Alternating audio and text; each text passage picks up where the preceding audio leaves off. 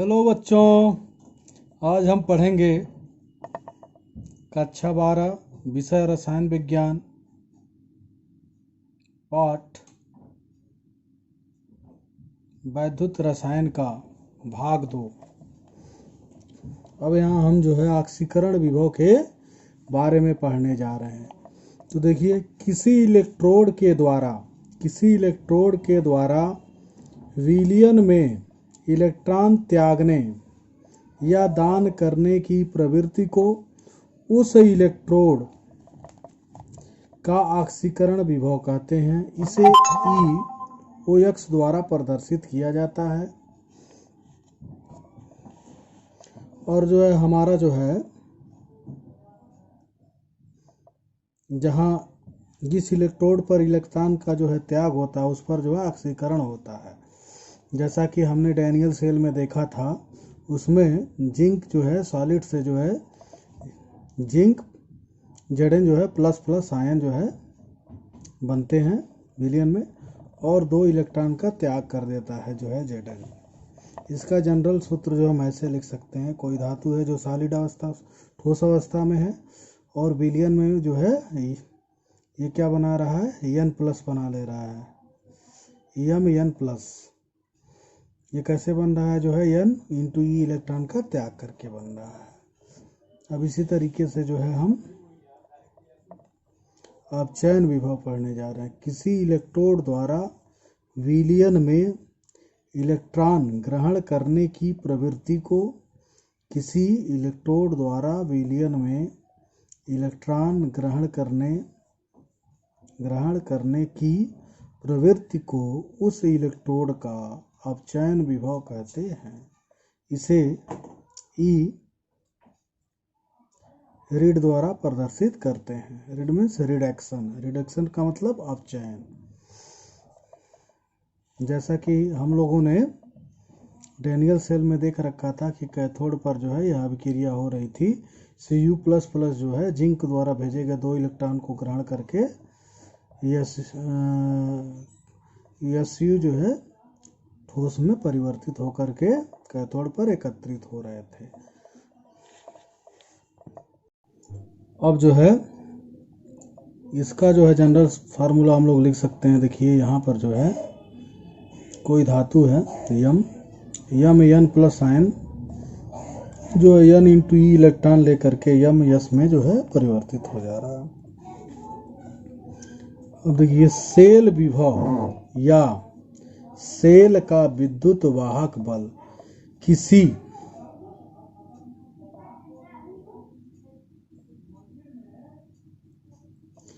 Cell के दोनों इलेक्ट्रोडों anode और कैथोड के विभवों में जो अंतर पाया जाता है उसे उस सेल का विभव या विद्युत वाहक बल कहते हैं। पुनः देखें, सेल विभव या सेल का विद्युत वाहक बल किसी सेल के दोनों इलेक्ट्रोडों एनोड और कैथोड के विभवों में जो अंतर पाया जाता है उसे उस सेल का विभव या विद्युत वाहक बल कहते हैं। इसे E सेल द्वारा प्रदर्शित करते हैं। अर्थात E सेल बराबर E reduction minus E oxidation.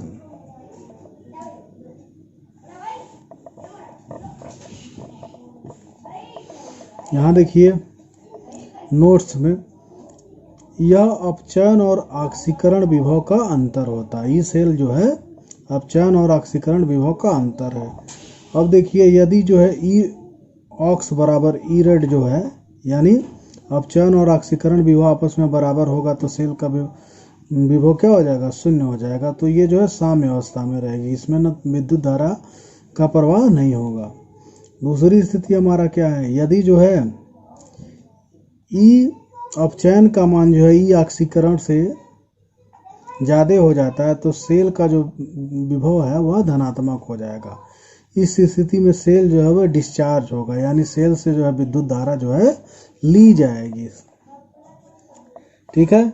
और यदि जो है हमारा ये देखिए यहाँ पर यदि जो है ई अपचयन का मान ई ऑक्सीकरण से क्या हो जा रहा है, कम हो जा रहा है, तो सेल आवेशित होगा, चार्ज होगा, सेल की चार्जिंग होगी। अब देखिए जो है ब्लॉक डायग्राम के माध्यम से इसको हम समझने का प्रयास कर रहे हैं। यहाँ पे हमने जिंक इलेक्ट्रोड ले रखा है, यहाँ पर कॉपर इलेक्ट्रोड लिया, ये कैथोड है और ये जो है एनोड है।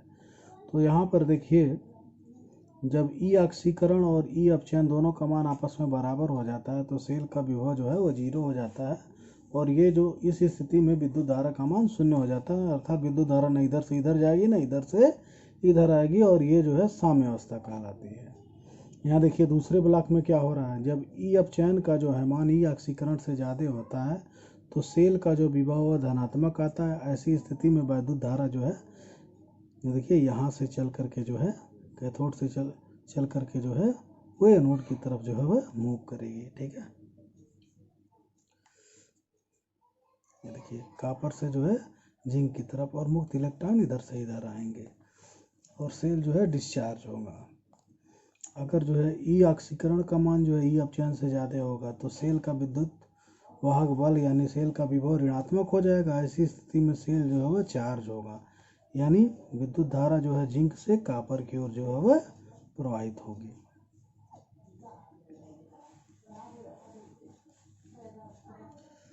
अब देखिए जैसा कि हम ऊपर पढ़ चुके हैं कि सेल का जो विभव होता हुए दोनों इलेक्ट्रोडों के विभवों के अंतर के बराबर होता है, जिसको हमने ऐसे लिख रखा है। अब किसी यंत्र का जब इस्तेमाल करके जो है दोनों इलेक्ट्रोडों के बीच का विभवांतर हम लोग ज्ञात करते हैं तो ये वैल्यू हमें पता चल जाती है। चूँकि अलग अलग जो है ना तो हमको ई अपचयन और ई ऑक्सीकरण का अलग अलग मान तो पता है नहीं, और जब इन दोनों का मान पता नहीं है तो इन दोनों का अलग अलग मान ज्ञात करने में हमें दिक्कत होगी, क्योंकि इसमें जो है तीन जो है राशियाँ हैं। तीनों का जब मान तीन में से दो का पता रहेगा तो तीसरा निकल जाएगा। अब केवल ये पता होने से ये दोनों तो ज्ञात किया नहीं जा सकता है। हाँ, अगर इसमें से कोई एक जीरो होता तो बड़ी आसानी से जो हम इसका मान ज्ञात कर लेते। जैसे अगर ये जीरो हो जाता और ये पता होता तो यह जो है इसके बराबर हो जाता, या इसका मान जीरो होता और यह पता होता तो इसका मान इसके बराबर हो जाता। इसी समस्या को जो है दूर करने के लिए जो है ई ऑक्सीकरण और ई अपचयन का अलग अलग मान ज्ञात करने के लिए ही जो है मानक हाइड्रोजन इलेक्ट्रोड का इस्तेमाल किया जाता है, जिसको इंग्लिश में हम लोग स्टैंडर्ड हाइड्रोजन इलेक्ट्रोड कहते हैं। शॉर्टकट में SHE कहते हैं इसको, स्टैंडर्ड हाइड्रोजन इलेक्ट्रोड सी। अब देखिए इसको हमने ऐसे लिख करके भी रखा है नोट्स में, ऐसे भी सेल का विभव ई ऑक्सीकरण व ई अपचयन के अंतर के बराबर होता है, परंतु हम इस अंतर से हम ई ऑक्सीकरण और ई अपचयन को अलग अलग नहीं बता सकते हैं। इसलिए मानक hydrogen electrode standard hydrogen electrode की आवश्यकता पड़ी। ठीक है बच्चों, ये देखिए तो मानक हाइड्रोजन इलेक्ट्रोड एक कांच की नली में पीटी यानी प्लेटिनम का तार सील करके एक सिरे से या नीचे वाले सिरे से पीटी ब्लैक से पीटी की पन्नी जुड़ी रहती है तथा इसे एक बीकर में व्यवस्थित कर देते हैं, जिसमें HCl का 1 मोलरता सांद्रता का विलयन भरा होता है। 25 डिग्री सेल्सियस ताप तथा 1 बार दाब पर इसमें लगातार हाइड्रोजन गैस प्रवाहित करते हैं। इस अवस्था में C का विभव ±0 वोल्ट ±0 इस अवस्था में C यानी स्टैंडर्ड हाइड्रोजन इलेक्ट्रोड का विभव ±0 वोल्ट माना गया है। इस इलेक्ट्रोड पर होने वाली रासायनिक अभिक्रियाएं निम्न हैं। ये देखिए ये जो है दोनों के जैसा व्यवहार कर सकता है। ये इलेक्ट्रोड के भी जैसा व्यवहार कर सकता है और कैथोड के जैसा। जब ये जो है एनोड के जैसा व्यवहार करेगा तो इस पर यह अभिक्रिया होगी। हाइड्रोजन गैस जो है 2H+ बनाएगी और 2 इलेक्ट्रॉन मुक्त करेगी और इसका विभव 0 हो जाएगा।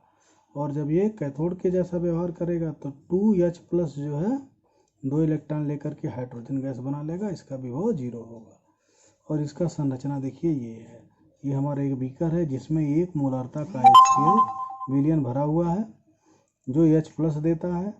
और ये जो है एक PT का जो है तार है, नीचे से PT जो है ब्लैक को जो है PT पन्नी से हमने यहाँ जोड़ रखा है और यहाँ से हम लोग हाइड्रोजन गैस जो है इसके अंदर भेजते हैं, ठीक है। और ये जो है इलेक्ट्रोड हो गया। अब PT का तार क्यों ज़रूरत पड़ी? PT चूँकि जो है ये दूसरे से अभिक्रिया नहीं करता है, साथ ही साथ जो है हाइड्रोजन का, क्योंकि हाइड्रोजन तो गैस होता है और गैस का इलेक्ट्रोड तो हम लोग बना ही नहीं सकते हैं, इसीलिए हम लोग जो है PT वायर का जो है इस्तेमाल करते हैं। और PT वायर का इस्तेमाल करने से जो है यह जो हाइड्रोजन जो है इलेक्ट्रोड के जैसा व्यवहार करने लगता है। C एनोड के रूप में, अर्थात स्टैंडर्ड हाइड्रोजन इलेक्ट्रोड जो है, अब हम एनोड के रूप में इससे जो है कार्य लेने जा रहे हैं। जो मानक हाइड्रोजन इलेक्ट्रोड है उससे हम लोग एनोड के रूप में कार्य लेने जा रहे हैं। तो जो डैनियल सेल हम लोगों ने पहले पढ़ रखा था वहाँ पर एनोड को हटा करके, यानी जिंक वाला जो बर्तन था उसको हटा करके हमने यहाँ मानक हाइड्रोजन इलेक्ट्रोड को फिट कर दिया है। और देखिए जो है ये जो है PT जो है प्लेटिनम जो है इलेक्ट्रोड का संबंध एक गैल्वेनोमीटर से होता हुआ कैथोड यानी कॉपर इलेक्ट्रोड से हमने कर रखा है। तो यहाँ पे जो अभिक्रिया हो रही है, जब हम यहाँ हाइड्रोजन गैस भेजते हैं तो ये जो है 2H+ बनाती है और 2 इलेक्ट्रॉन मुक्त करती है। ये 2 इलेक्ट्रॉन जो है इस वायर के थ्रू ऐसे होकर के जो है कॉपर इलेक्ट्रोड तक पहुँचता है, जिसको Cu++ जो है 2 इलेक्ट्रॉन जो है ग्रहण करके Cu में बदल देता है और ये इसके क्या होते हैं इलेक्ट्रोड पर एकत्रित होने लगते हैं और मुक्त इलेक्ट्रॉन इधर से ऐसे होकर के जाते हैं तो वैद्युत धारा ऐसे होकर के इसमें जाने लगती है, ठीक है बच्चों। अब सेल का जो है हम यहाँ पर जो है सूत्र लगाएंगे, E सेल बराबर E cathode minus E anode. तो यहाँ पे देखिए एनोड का जो विभव होगा तो 0 है, क्योंकि जो मानक हाइड्रोजन इलेक्ट्रोड होता है उसका विभव हमेशा 0 होता है, तो ये वैल्यू हमने 0 भर दिया। इस तरीके से सेल का जो मान है, इस जो सेल का विद्युत वाहक बल है वे कैथोड के विद्युत वाहक बल के बराबर आ गया, जिसको हम लोग E क्या कहते हैं, E अपचयन कहते हैं, ठीक है। अपचयन विभव के बराबर आ गया, यानी इसका जो विभव है वो हम लोग इस मेथड से जो है ये ज्ञात कर सकते हैं। अब इसी तरीके से जो है हम लोग जो है मानक हाइड्रोजन इलेक्ट्रोड को जो है कैथोड के रूप में इस्तेमाल करने जा रहे हैं। तो जब कैथोड के रूप में हम लोग इस्तेमाल करेंगे तो देखिए जो डैनियल सेल है वहाँ से जो है हम लोग कॉपर इलेक्ट्रोड को हटा करके जो है उसके स्थान पर हमने C का इस्तेमाल कर लिया, अर्थात किसका इस्तेमाल कर दिया, मानक हाइड्रोजन इलेक्ट्रोड का इस्तेमाल कर लिया। और प्लेटिनम को जो है गैल्वेनोमीटर से होते हुए जो है यहाँ से हमने इसको जोड़ लिया। अब यहाँ देखिए जिंक रॉड पर जो है ऑक्सीकरण अभिक्रिया हो रही है, अर्ध ऑक्सीकरण अभिक्रिया, Zn से Zn++ बन रहा है और 2 इलेक्ट्रॉन यहाँ मुक्त हो जा रहा है। वो इलेक्ट्रॉन इससे होते हुए यहाँ पर चला आता है। यहाँ से जो है विलियन में जो H+ है वह जो है 2 इलेक्ट्रॉन जिंक द्वारा भेजा गया, इसको ग्रहण करके जो हाइड्रोजन गैस बना लेता है, जो इससे बाहर जो है ये निकल जाती है, ठीक है बच्चों।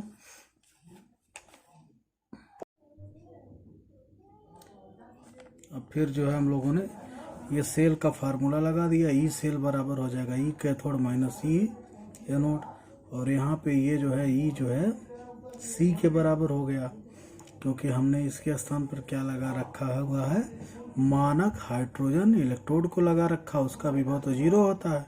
इस तरीके से E सेल बराबर E एनोड हो जाएगा और E ऑक्सीकरण के बराबर हो जाएगा, यानी ऑक्सीकरण विभव के नेगेटिव चिन्ह के ये बराबर आ गया, ठीक है बच्चों। यहाँ देखिए ये यहाँ माइनस होगा ये, ठीक। और इस तरीके से हम लोग जो है मानक हाइड्रोजन इलेक्ट्रोड को कैथोड और एनोड दोनों की भांति जो है प्रयोग में ला सकते हैं। साथ ही साथ जो है कैथोड और इलेक्ट्रोड का जो है जो विभव है वह भी जो है ज्ञात कर सकते हैं।